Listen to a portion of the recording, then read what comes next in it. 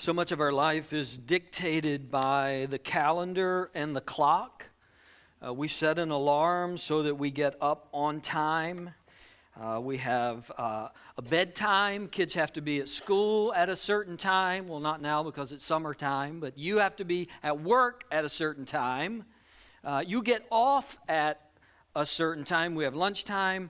We have dinner time. We all live in time. We try to be on time. Time is passing. Sometimes time is flying. Occasionally time is dragging. We have time constraints. We have time limitations. We try not to waste time. We rarely have time to spare. We have to juggle time. Jim Croce says we should keep time in a bottle. Chicago asked, does anyone really know what time it is? Green Day tells us to have the time of our life, and the Steve Miller Band reminds us that time keeps on slipping into the future. My apologies to those of you under 40 who got none of those musical references. Yeah, we spend a lot of time talking about time, singing about time, thinking about time. Time consumes us in some ways. Time is a really big deal. We recognize that time is really, really valuable. Some of us have family calendars so we can coordinate the time of all the humans in our house, and it doesn't work, does it? Right? We try to get everybody on the same calendar, and it doesn't work. Some of us set alarms on our phone calendar so that at a future time we will know what we're supposed to be doing at that time. Because if we don't, then we'll forget what we're supposed to be doing at that time, so we need reminders of what we're supposed to be doing at that time. So much of our life is coordinated around, structured around time, calendars, clocks, to-do lists, those sort of things. And because time is so valuable, because so much of our life is structured around time, it is one of those things that can be very difficult to give away. Because we always want more time. We want our time. I need me time. Have you ever said that? We've said throughout this series that there's this little kid inside of us that never grows up but keeps saying, mine, mine, mine. We have to fight that kid when it comes to generosity, and we definitely have to fight that response within us when it comes to time, because we look at our calendar and we say, mine, I need me time. Maybe you need me time, but you need other time as well. We said last week that for some of us, we will pay money if we get time back. Time is worth paying something for. So we have express lanes on the highway that if we pay a little bit, we'll get there faster. We have express lanes at theme parks so that we can save time. Wait in a shorter line, start a little closer to the front. We don't mind paying sometimes if we get time. Some of us pay people to do things for us that save us time. So we pay people to cut the grass, or we pay people to clean the house because we get time back that way. That, and we don't want to do those things, right? Yeah, we're okay paying to get time back, which is not a bad thing. There's nothing wrong with any of that. I read one study this week that said people tend to be happier when they use their money to pay for something that gives them time back than when they buy an item like clothes.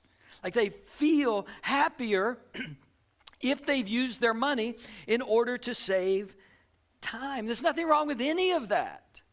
But it emphasizes the value that we put on time. It emphasizes how important time is to us. So we're going to talk about, in this series called The Life of Generosity, we're going to talk about being generous with our time. But let's talk about just some obvious principles that we all know. As a matter of fact, if you were teaching this message, you could teach these principles because we all agree with them. We all know them. I just want to remind us of them. Here's the first one. We all have the same amount of time every day, week, month, and year. That's nothing new. That's not like revolutionary. You're not going, I didn't know that until I came here today. We all get it. We all have the exact same amount of time. Time is different from money, right? Because we all have different amounts of money. People make different amounts of money, have different amounts of income. People inherit different amounts of money. People make more money or less money in the stock market. We're all at different stages when it comes to money. Time is not like that at all. We have the exact same amount, 24 hours in a day. A week is 7 days. We get 365 in a year, except for leap year, but we all get that extra day during leap year. We all have the exact same amount of time. The question is, how do we spend the amount of time that we have? Right? What are we doing with that time? Because even though we all have the same amount of time, for some of us, we sort of slide around being generous with our time because we say things like, oh, this is just a busy season in my life. This is just a busy season. Guess what? Life is a busy season.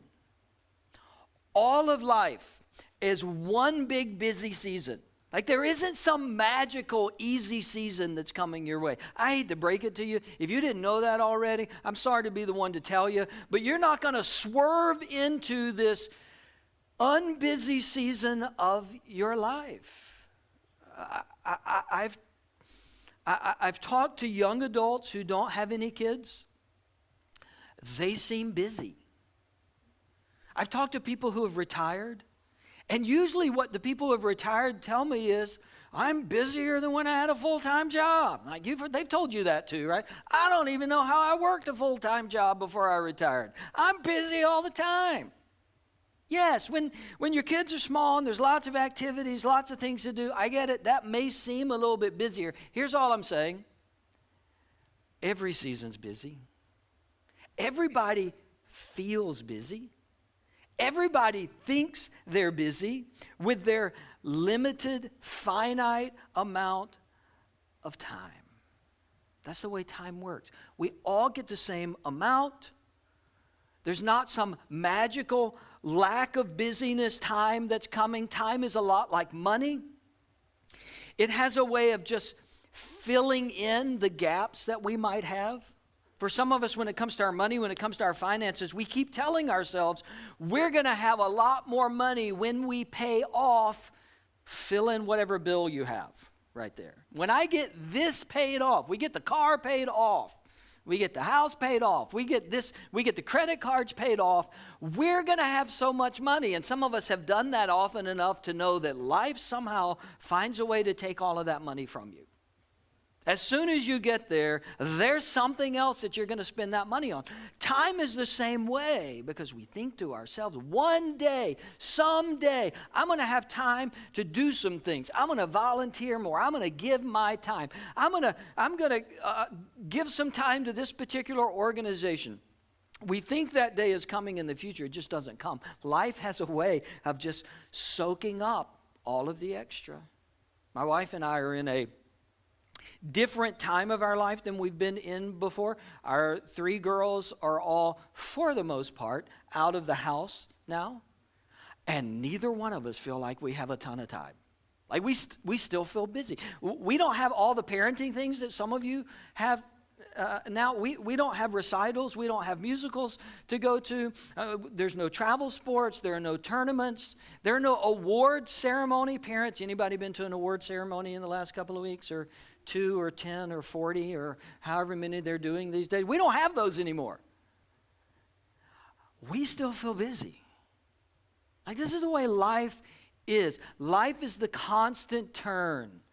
Life is the constant obligation. We all have the exact same amount. And it doesn't matter what season you're in, same amount. Another really obvious statement.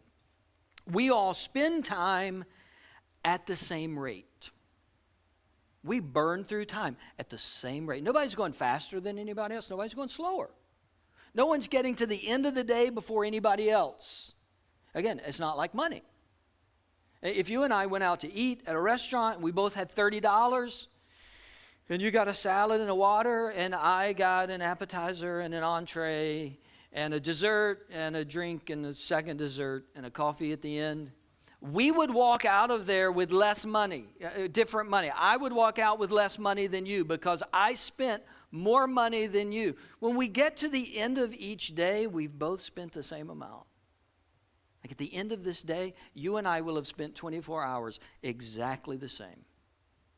The end of this week, you and I will have spent 7 days. We spend time at the exact same rate, not faster or slower. This idea, I think, is one of the reasons Moses says in Psalm chapter 90, teach us to number our days that we may gain a heart of wisdom. Right? Help us realize that time is finite. There's not an endless supply of them. It's passing. It tends to pass quickly. It's passing at the same rate for all of us. Teach us to get clarity on the fact that we only have so much time in this life. And I don't think Moses is saying that he wants us to acknowledge it mentally. He's not saying, I just want you to understand this. I just want you to agree with this. I think Moses is saying, God, really impressed this on my heart, that time is passing. I don't have forever. Yesterday's gone. Today's passing. Tomorrow will get here and it will pass as well. Teach us to number our days. James said it this way. What is your life? You're a mist that appears for a little while and then vanishes. That's your life. Day after day. It's passing. It's like a mist and then it's gone. Solomon picked up on this idea in Ecclesiastes, right?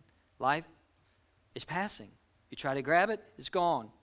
You're in this day, and then you're in the next day, and then you're in the next day. What is your life? It's a mist. The end of this day, 24 hours is gone for all of us. I can't Venmo you more minutes at the end of this day. Like we don't divide up the tab and go, well, you kind of lived a little longer than I did, and let me Venmo you about 30 minutes because... No, at the end of the day, we've both spent a full day.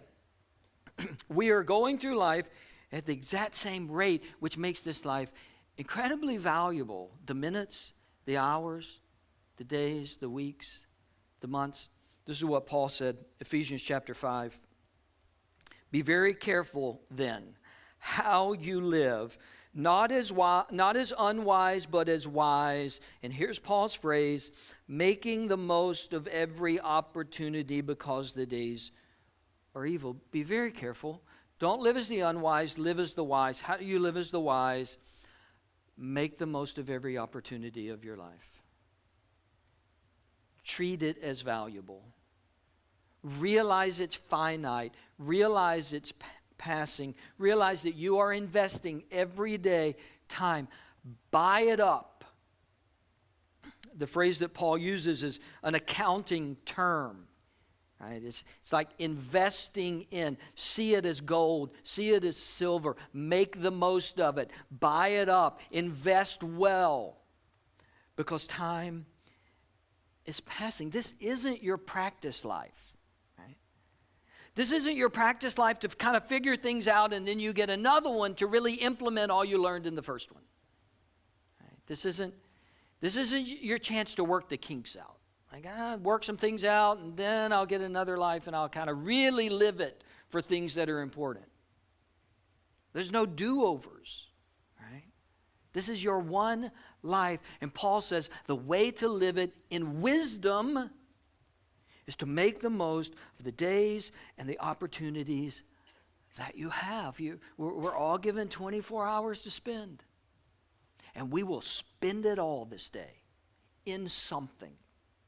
Doing something. Things that don't matter are things that matter for eternity. Interesting thing is, you and I have some control over how we spend this time. And we have some autonomy. You get to make decisions about how you spend your day. I get to make decisions about how I spend my day, at least portions of it, right? I know we sleep some and you have a job and you have to go to that job, but There are portions of our time that you and I have control over. We get a say in. We have autonomy over. We can choose to do some things, and we can choose to not do some things. Right? Have you ever noticed how efficient you are the week before you go on vacation? Right? Have you ever noticed how much you get done? Have you ever noticed how efficient you could be if your plane to Cancun left in 72 hours? Like, how much could you get done in your day if that was the scenario? See, that's what I mean. We have some control over what we do and don't do. And this is not a message that's trying to get you to add more to your life, or you need to be more efficient, or you need to have a bigger to-do list, or you should try to get more done. That's not the point of this message at all. As a matter of fact, some of you need to do less so that you could do more valuable things. You need to take some things out of your calendar so that you could invest time in the things that really matter. This isn't about trying to do more and more and more. My point is simply, you do decide how you spend a lot of your time. And we don't like to think of our time that way. We don't like to think of our calendar that way. I think a lot of times we want to think of our calendar as something that happens to us. They're making me do all of this. They signed me up for all of these things. I feel obligated by them to do all of this. And the reality is, they aren't doing it to you, you're doing it to yourself. We're choosing how we spend our days, our time, our minutes, our seconds. You have a choice. I have a choice. I get a say in how my life is being spent. The people who are generous with their time, the people who show up with their time, they don't have more time than you and I have. They, by and large, don't have less obligations than you and I have. I mean, if you talk to them, they pay the same bills that we pay. They have a job just like we have jobs. They have obligations. They have kids. They have things that they have to get done. Again, they have not reached this magical, not busy season of their life. They have just decided to prioritize things that really, really matter on their calendar and on their clock, even though life continues to happen to them as well. Solomon wrote a fairly well-known poem in Ecclesiastes chapter 3, and you may have heard parts of it. It may sound familiar to you. It starts like this, Ecclesiastes 3.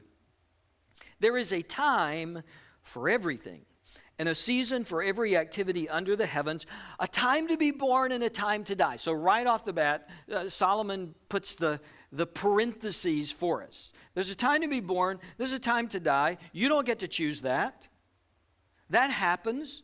You don't voluntarily decide where the birth is going to be and where the end is going to be. But everything in between, you have some options. He goes on from there to discuss what life is like between this mark and that mark. He says things like this: there's a time to plant and a time to uproot, a time to tear down and a time to build, a time to weep and a time to laugh, a time to mourn and a time to dance, and so on and so forth. He keeps doing this. There's this time and that time, and this time and that time, and this time and that time. And the whole time, as you're reading the poem, there's this idea of life passing. There's this and there's that, and there's this and there's that, and life is doing all of that. Now, we tend to read this poem and assign good and bad to the different times. Like we read the poem and think, okay, well, that's the good time and that's the bad time, and that's the fun time and that's the really hard time, and that's the great time and that's the tragic time. Solomon doesn't really give any subjective quality to either of those times. It's as if Solomon is just saying, look, this is life. Life is all of this. Life is always happening like this. Life is what you think of as the good and the bad. That's life. That's the way life is. Life is the beauty and the tragedy. That's the way life is. Life is the victories and it's the defeats. It's the planting and the harvesting. It's the building and the tearing down.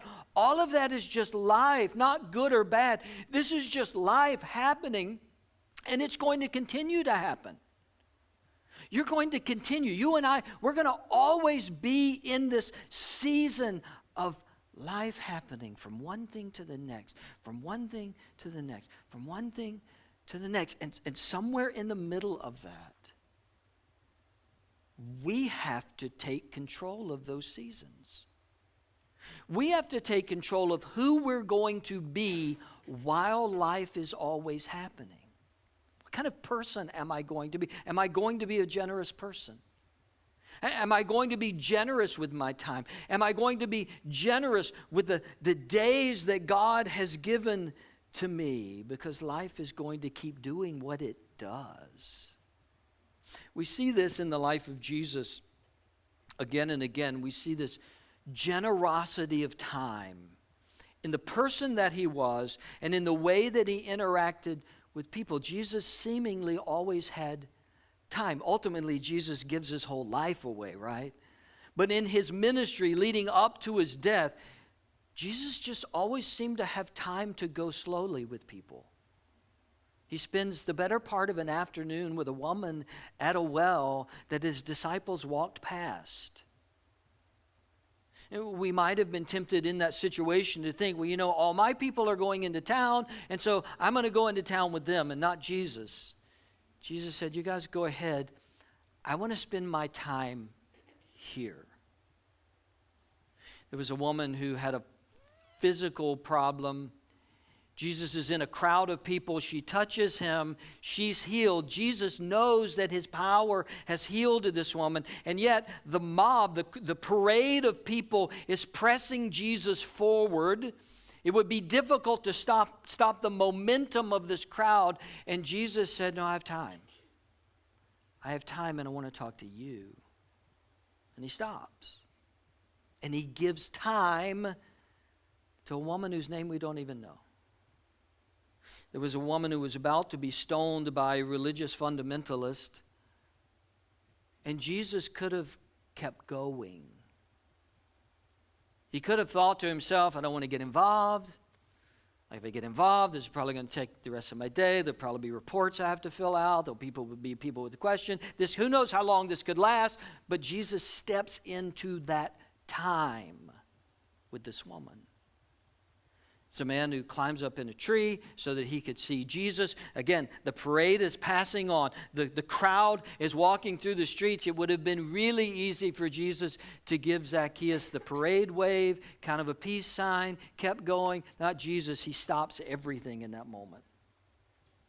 Talks to one person and says, I'm going to have dinner with you. He's had time. He was just generous with time. He just gave himself and his life away constantly for people. It's interesting that Jesus often had to do this against the will of his disciples. See, the will of his disciples wasn't to take time. It was always to move on. They were always in a hurry. They were always busy. So it was the disciples who tried to encourage Jesus to keep moving when Jesus said, no, there's a blind beggar right here that I want to talk to. And none of you have seen him, but I saw him and I'm going to stop. There's a man with a deformed hand. And you guys would keep walking if it were up to you, but I'm going to stop. There's a rich man who needs me in the middle of the night and I'm going to have time for him. This was Jesus. This is the way he gave of himself. This is the way he used his time. He saw people and he stopped and he moved slowly with people. And he did it against the will of his closest friends. When they were saying Jesus doesn't have time for children, Jesus said, no, I got time. I've got time. Let them come near.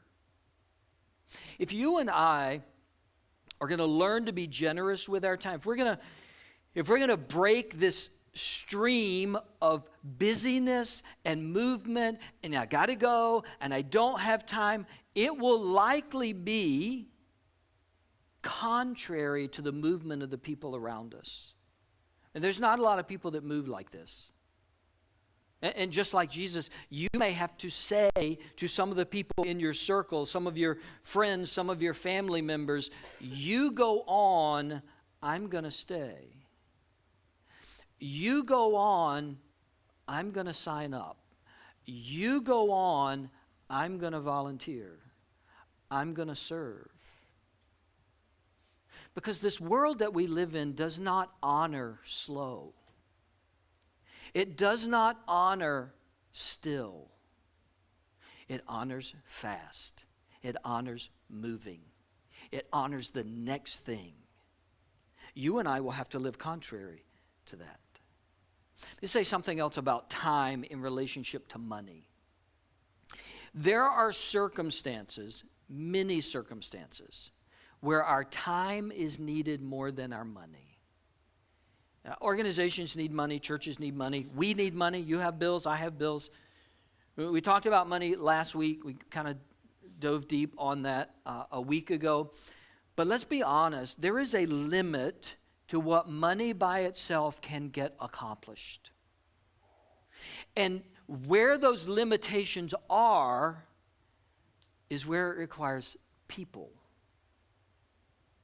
There are things that time and people can accomplish that money alone can't accomplish. Money can't sit and listen to someone whose heart is breaking. Like someone whose life has just been devastated, they don't need you to write them a check. They don't need you to Venmo or Cash App them. They need you to sit with them. They need your time. They need your presence. They need your awareness. Money can't make a foster home. It takes people to do that. Money can't adopt a child. It takes people to do that. There's a lot of discussion lately online where all truly foolish conversations take place. There's this conversation about billionaires and what they should do with their money, right? And fill in the blank of whatever billionaire you're aware of. This billionaire should give this much of their money and it would solve poverty. If this billionaire would just give this percentage of their income, then it would solve world hunger. And look, I think billionaires should do good things with their money. I think they have an obligation. They should do, just like we all have obligations to do good things with our money. They should try to help solve some global issues with their resources. But money doesn't solve the hunger problem by itself. If we had all the money, whatever that figure is, whatever we think the figure is that will solve world hunger, if we had that figure, it would still take people to accomplish that work. Like there's a limit to what money accomplishes. Sometimes people have to step up. People have to give of their time. People have to give of themselves. Money alone doesn't help us refurbish the Walton County defects buildings that we're trying to refurbish and reorganize. It takes hands and feet and people who are going to meet us over there so that we can start cleaning out rooms and building shelving and painting and organize. It takes people to do that, not just money. And the repairs that we want to help Path United with. Money doesn't solve that. Somebody has to show up. It takes more than money to build a children's ministry at our church. It takes people. It takes men and women who week after week will go into a classroom and teach boys and girls about Jesus. It takes people. There is a limit to what money can accomplish, and that limit runs out when we need people. We need time. We need bodies. We need hands and feet. Last thought. The way we spend our time is what determines its ultimate value. The way you spend it, the way we invest it, the way we give of our time. That's what determines our value. It's not just length of days. Right? Life isn't just a race to see who lives the longest. Like, we all want to win that race. I get that. But whoever that person is, length of days is not really what determines quality of life. This isn't Survivor. We're not just trying to outlast each other. We're trying to contribute with our life. We're trying to one day look back at our life and think, I spent it well. I spent it well. I invested in eternal things. I gave my life, my time to things that will outlive me. Length of days does not determine value. It's what you've invested your life in. And if it's true that people are happier when they spend money to invest time, to save time, and maybe that is true, I can tell you this. The happiest of people are those who invest time in things that really matter. You've all done it before. You've all given some of your time to help someone else. You've given your time to an organization, to a church, to a ministry, to a mission, and you know what that did inside of you. You know what that did inside of you. The question then becomes, how are you spending the life that you have? How are you spending the days and hours and weeks that you have? You don't have, as I mentioned, you don't have choice over all 24 hours of your day, but you have choice over some of those. I know that we are a little emotional and a little broken up at the end of This Is Us. You know, with the whole season ending, I'm there with you.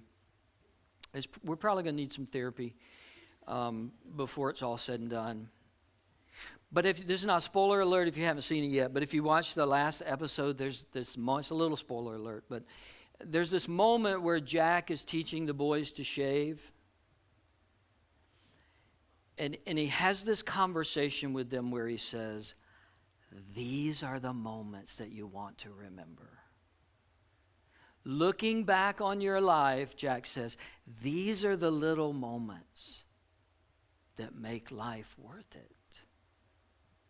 That's what God would say about all of our lives. What are the moments that are going to make your life really worth it? What are the moments that you're going to have? The moments you're generous with your time. The moments that you give time away to somebody who needs it. That one day you're going to look back and say, that was time well spent. That was life well spent. That was a moment well spent. God, I pray that you would help us to live those moments. Not just to let time go by and pass by and speed by. Not just live a life where we're constantly just trying to get it all done. We're trying to check off our list. We're trying to do all the things. We feel obligated. We feel busy. We feel rushed. As Moses said thousands of years ago, teach us to number our days. Let us get a hold on this. Let's not just live our life. Let's invest our life. Let's give away our life to things that matter for eternity. Help us to walk slowly as Jesus walked slowly. Help us to allow the crowds just to pass by so that we can stop. That we would generously give away the time that you've given to us. In Jesus' name, amen.